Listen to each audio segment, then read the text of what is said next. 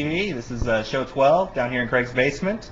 We got a lot of really cool stuff planned for you today, including our first ever live remote, as well as a tour of Craig's cool Commodore museum, and a bunch of new Xbox mods and emulation stuff from Sean here, as well as a couple of video clips and stuff. So everything should be pretty cool. And so I think we're going to start out this show with our first ever live remote from Seth's apartment. So we're going to let Craig take over here, and he's going to bring Seth up live via remote. Hello. How's it going? Hi, guys. Say hi, Seth. Hello. Can you hear me? Can you see me? How's everything going in Baghdad? I mean, downtown Evansville. We are here. There's a firefight of some kind that has just broken out over there. It's madness. Okay, well, let's try the video phone here. Okay. Okay. There it is. This is funny. Now watch what we can do now. A part of the new toaster.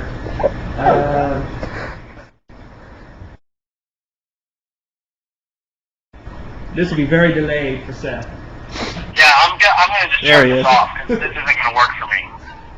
We're sorry for this. I'm just going to pause you guys live. You look like Gilligan in Baghdad. Does this help? Yeah, that helps. It helps. It's much better. Look at the camera. There we go. Yeah. Oh, you did the photographic. I'm just not seeing that. Yes. Yeah, we could do that. Oh, nothing like That's drinking funny. on camera. Well, he does that all the time anyway. Toaster is good. Thanks. Do you have any geek news to report while we got you on here remotely from your house? Dude, let me think. I did buy... Okay, hang on. I'll be right back. Oh, no. He's a goof. You're fired. Just never leave your post. It's like he couldn't even make it here. Oh, so here we it did is. remote. Oh, I see. This is cool. Oh, neat. Yeah. I don't know what you can or can't see right now. We saw the box. Hold it up. This Yes. is the Sound Blaster Ecstasy.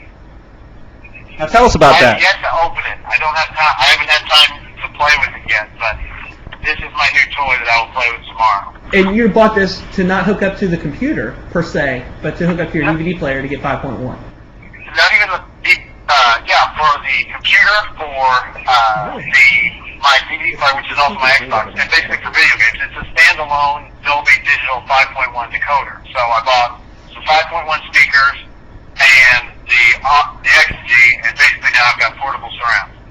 That is very, very, very cool. I'm very excited about it. It was $150 for the card, which is a little more than I was expecting to pay, but it wasn't too bad.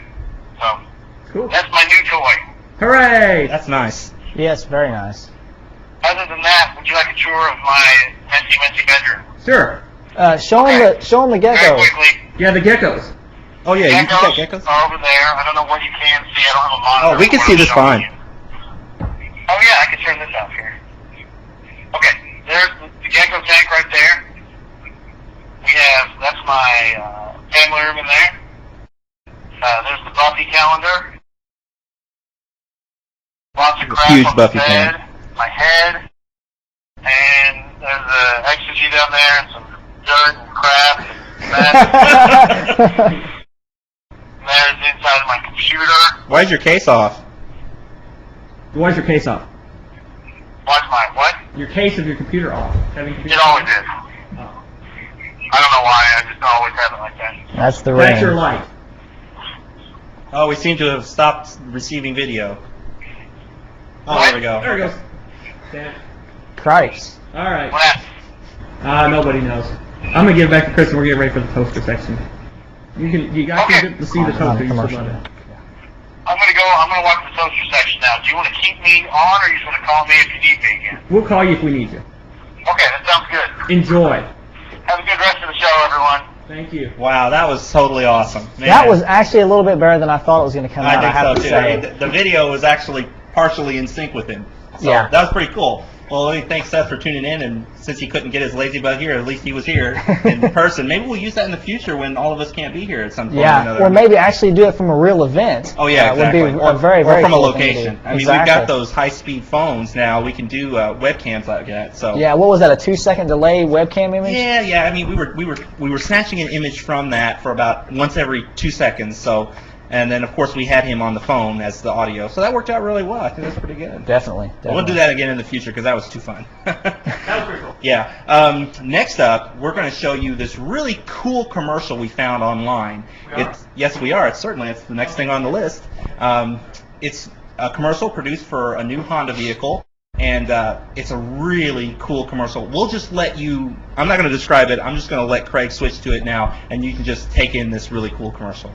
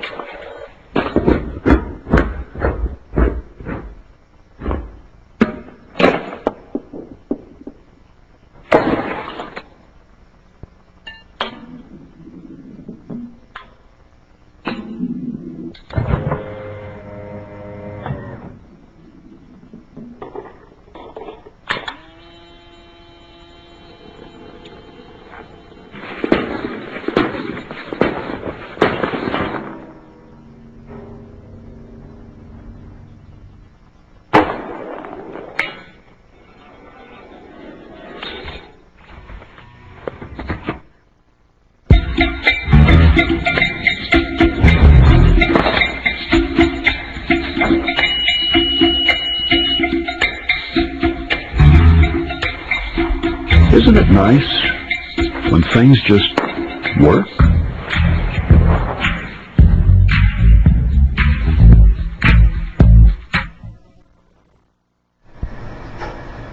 There we go.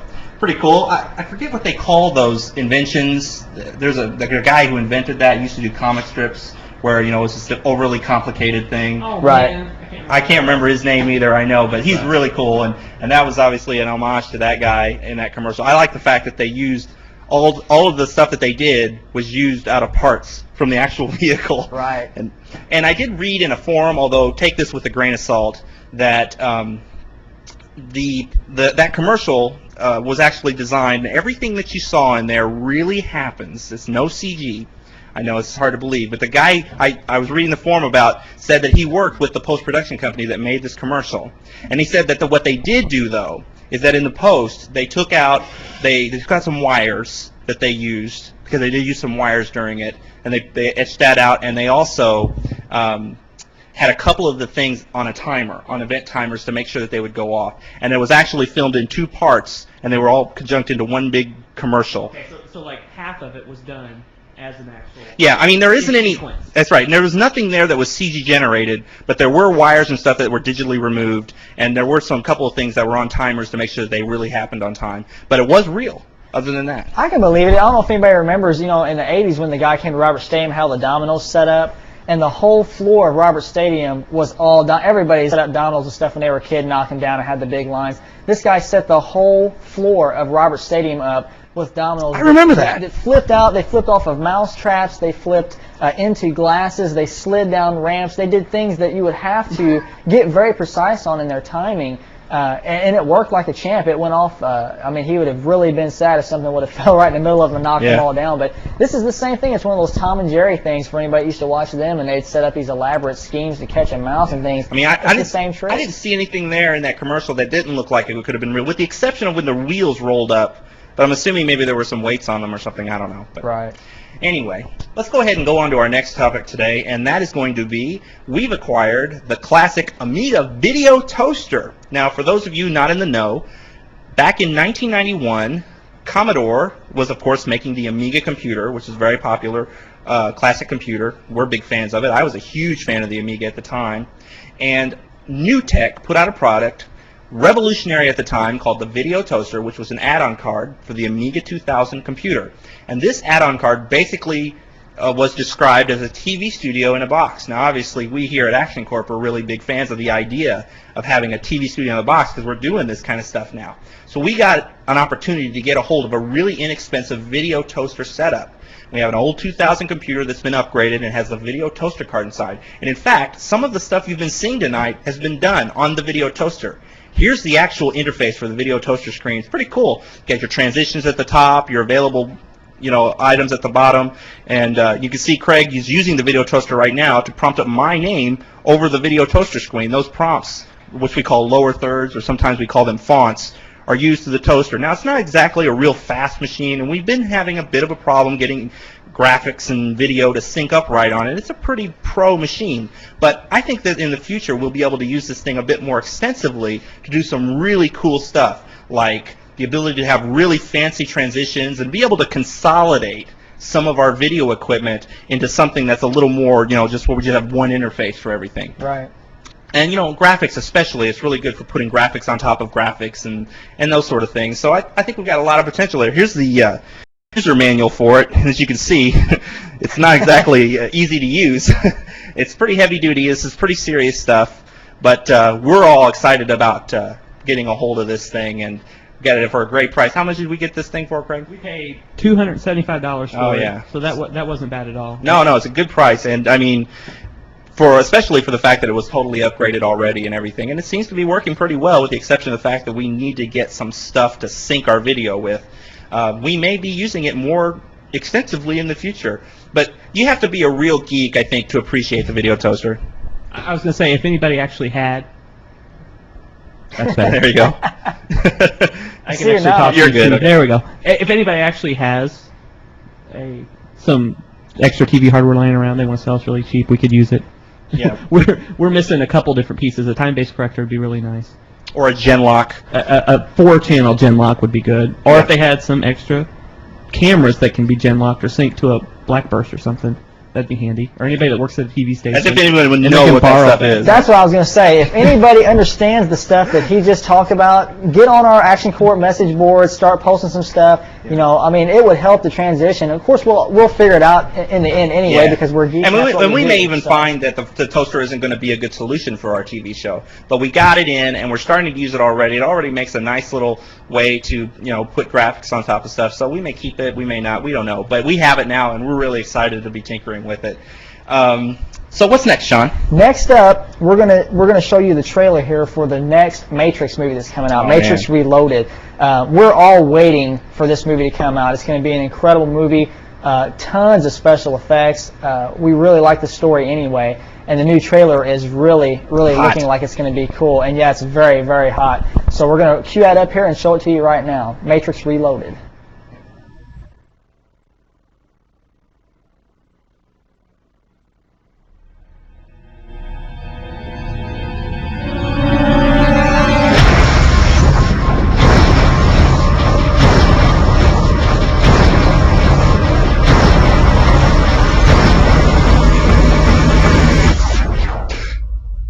Here we go.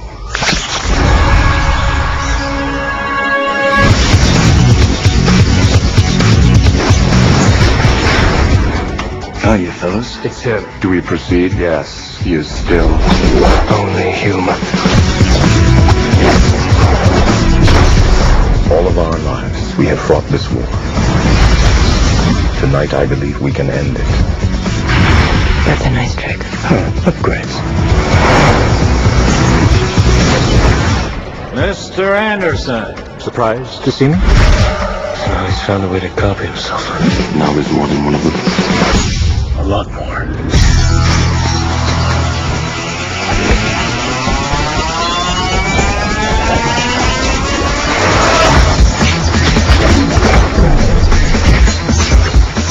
Come on!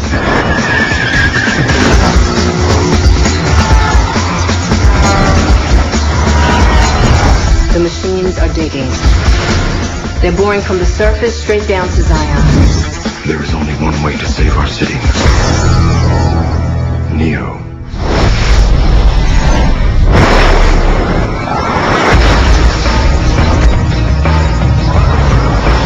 What happens if I fail? Then Zion will fall. They need you. I need you.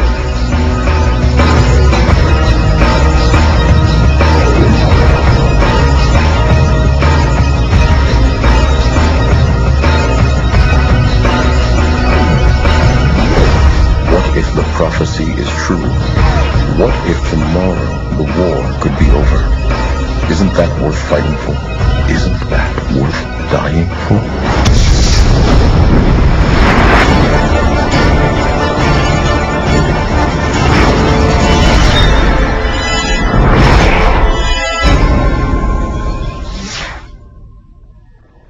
And what did we tell you? Oh yeah. That's freaking awesome right there. Yeah, it's going to be an incredible movie. And what's really cool, in my opinion, is the fact that not only do we have this killer movie coming out next month, just a month from now, but then 6 months later, the finale, to the end of the trilogy comes out as well, which is called Matrix. I can't remember. I can't think of it either. I can't remember the name of it. Matrix something. But anyway, the conclusion to the trilogy comes out in just 6 months later, so it's going to be awesome to see. At the end of this year. What do you like particularly about this the new movie? Well, I don't know. It seems like they're exploring a lot of the power stuff. You've seen him flying more just outright through the mountains and stuff at the end. Things like that, they're just going head over heels with the effects. But in a movie like this, it really needs it. And I mean, you see it. It just blends like it's an everyday commonplace thing. I'm really, I have to say, because I am the more the gamer and the Xbox fanatic here, that the Xbox game that's coming out for Matrix Reloaded is actually a continuation of the movie. It doesn't have the main characters. It takes Jada Pinkett's character and another man from the movie that are side characters in the movie. And if you play that game, it explores their roles in the world of the Matrix more so than the movie. They actually worked with the producers and the directors on the set and made content for this game that actually explores another world apart from the Matrix and furthers out those characters' roles. So it's actually an extension of the movie and not just an adaptation of a movie to a game. That's right. And there's also, not only that, there's also a third aspect to all this, and that is the Animatrix. Now, I'm a big fan of anime, and I'm really looking forward to getting my hands on this DVD as it comes out. The Animatrix is a collection of 7, I think, different animated shorts made by some of the top animators, both in Japan and America. One particular animated sequence done by Square USA, the same people who did the Spirits Within. They've done a huge, long, super photorealistic CGI-generated sequence for this DVD, and it's really hot stuff. You can actually download 4 of them right now for free from Animatrix.com. So I really guarantee, I say you should go and check it out because it's some really cool-looking stuff. A lot of great anime being produced by the Wachowski brothers, I think is their names, the guys who directed the Matrix films. They were really keen on wanting to do that because they're huge anime fans as well. And just in on MSN Messenger, too, like I said, during the shows you can message us, and we like this. We just got a message in that the 3rd installment of The Matrix is called Revolution. Yeah, that's right, Revolution! So that's great. We appreciate that. Thanks for doing that. So yeah, definitely. If we don't know a thing on the show, message us and let us know what it is. Yeah. Let's see, what we're 20 minutes? Okay, let's go ahead and cut into the next segment on our show, which is, of course, Sean talking about more Xbox stuff. Now, there's some new stuff. Let us know what's going on. Well, first of all, there's some things that have kind of been around for a little bit, but I never really get into this aspect of the Xbox modding, and that is you can customize the Xbox a little bit more with customized logos and things. We're going to show you the boot sequence of the Xbox, and you'll notice a difference at the bottom of the screen here. It's loading up the menu here. As it comes up with my logo, for one thing, the logo is blue, and now underneath the Xbox it says actioncorp instead of Microsoft. Wait, that's awesome. So these are just little things you can do to customize your Xbox. Once again, you have to have a modded Xbox. It has to have a mod chip in it to be able to do these alterations. But that logo at the bottom of the screen is literally a raw image in raw format, headerless, that you can make in applications like Photoshop. It is 100 by 17, and you can put it's 4-bit grayscale. You can do anything you want in that space. Any kind of design you can make. That you kind of, of course, you can't do a whole lot in that small of an image, and with only 4-bit grayscale too. But it was perfect size to fit the actioncorp logo in there. It's just neat that you can change it. Yeah, you can hack that. That's pretty definitely, awesome. It lets me customize a little bit more. Like I said, I like the blue logo, which is known as a color mod BIOS. You know, when you start reading about it. You've shown color mod BIOS before because we had you had orange for a while there, right? Yes, originally I had an orange color mod in there. I just like the blue a little bit better myself, but I finally reflashed my onboard BIOS with the blue color mod BIOS. The next thing I got to hit on here, these emulators are getting out of hand on the Xbox with the stuff these guys can do. Whatever these guys do for a living, they definitely deserve to get well paid because they're very, very intelligent. A gentleman by the code name Lantis is the man behind a lot of the ports of emulators to the Xbox. He's done Stella, which is an Atari emulator. He's done ones for a bunch of different handheld emulators. What he's done here, I'm going to grab my controller here and show you. My favorite old console system is the TurboGrafx 16.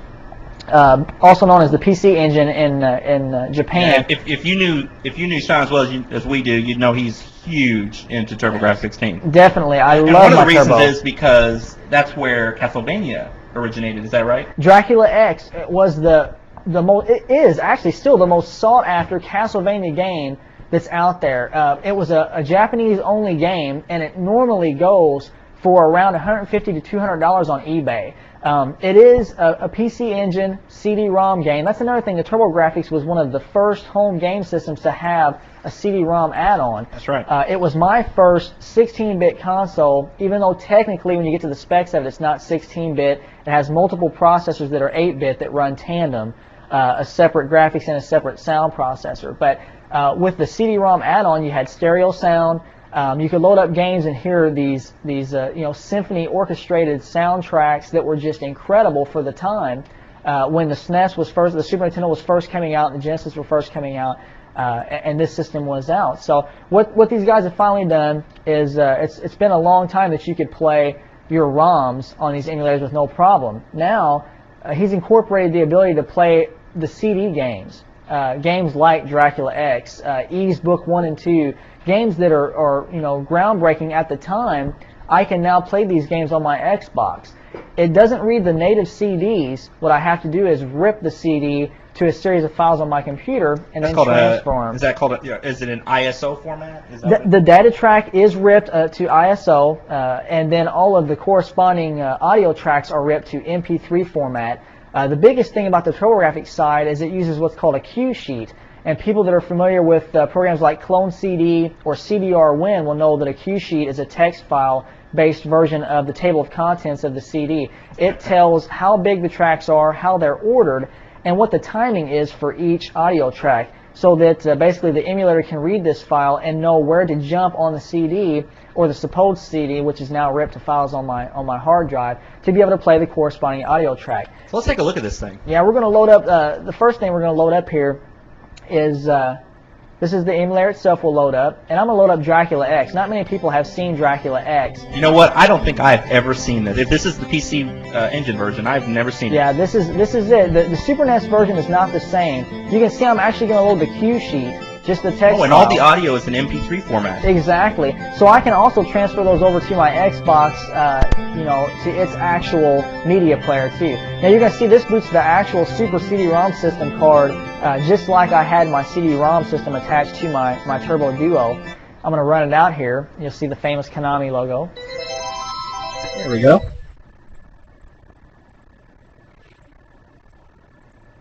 That's in Japanese. Now what you're hearing, yes, exactly. Actually, what he's speaking now is German, but the sub, I believe it is. Somebody can correct me if I'm wrong on that. He's not speaking Japanese though, even though it's subtext Japanese right now. But what you're going to hear, the voice that you're hearing is a CD audio track that has been ripped to MP3. Now, if you think of how these emulators run, it's amazing what they're emulating. He's actually playing back what would be the CD audio track, as well as doing the sound effects that are generated from the ISO, the data itself. So this emulator is really performing double duty here. It is. It's an incredible piece of work what he's done. This has already been done on the PC for a while, but to have somebody just come straight in and transfer it over to the Xbox and make multiple updates in a short amount of time is amazing. The bugs that were in the emulator when he first put out the ISO support, he fixed within about 4 days. of it being out. He made 3 different ports and also added directory support so that you don't have to have all these MP3s and stuff in the same directory as your ROMs. You can see I just had a directory that was for Dracula X, and all my game files were in that one directory. So I can go through and play this game, and it's exactly like if I put the CD in my Turbo Duo at home and played it out. I can do this with any game, and it's fairly simple to rip the tracks. You can find all the instructions on our actioncorp. If you want more details about that, actioncorp.net. So, yeah, very cool. I mean, it's amazing. I mean, I just love to see the fact that these emulators just continue to come out and they keep getting better. I mean, I've said it before and I've said it again, the Xbox is really the ultimate gaming karaoke, or not karaoke, but gaming...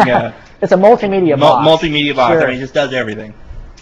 We're going to switch over now to a little package I put together, and this is for a device that I've purchased recently for my Macintosh. I know we got a lot of big Mac fans out there on ActionCorp, but hopefully those of you who are open-minded will take a look at this video for a product that has really turned my Macintosh into a fantastic digital video recording device. It's called the ITV, and it's made by Elgato Software, and here we go. From Elgato Software comes the ITV for Mac OS X. This is a personal television recorder that lets you record your favorite programs, edit them, and even burn VCDs. On the back of the unit, it has a USB output, RCA inputs, and RF input. Unfortunately, S-Video is not supported. The user interface is very simple and keeps a library of all the programs you've recorded, as well as information about those programs. You control the ITV through a very simple-to-use on-screen remote control that lets you change channels and skip to any part of your program, just like with a TiVo. Actually, it's a little easier because you can just drag and drop to the points on the video you want to go to. Here's an example of what I'm talking about. Here's a live program running. At any time, I could skip forward to any point in the program just with the click of my mouse. It's really easy to use, and it's really fast too. Everything is recorded in MPEG format. You can also edit your programs to, say, for example, take out commercials if you don't want to keep them. To do that, you get this really easy to use editing interface. Just find where the commercials begin, select them by using the selection tool, then create a marking point.